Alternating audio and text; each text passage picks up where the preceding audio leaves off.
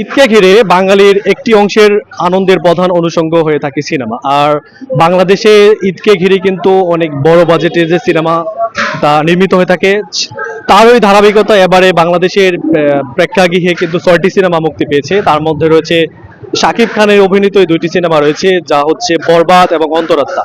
এছাড়া আর 4টি সিনেমার মধ্যে রয়েছে সিয়াম আহমেদ অভিনীত জঙ্গলি, আফরান নিশো অভিনীত দাগি এবং মুশাররফ করিম অভিনীত চক্কর 300 200। মোট এবারের ঈদে কিন্তু 6টি সিনেমা মুক্তি পেয়েছে।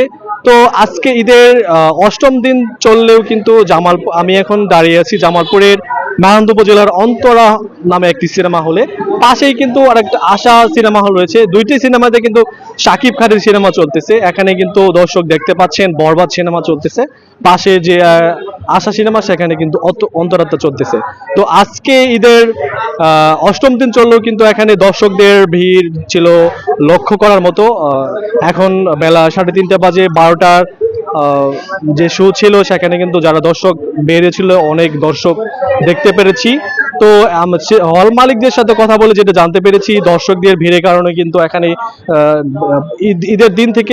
ঈদের পরের দিন থেকেই এখানে প্রতিদিন 4টা করে শো চলেছে, যেটা 12টা থেকে 3টা, 3টা থেকে 6টা, 6টা থেকে 9টা, এবং কি রাত 9টা থেকে 12টা পর্যন্ত কিন্তু এখানে সিনেমা দেখেছে দর্শক।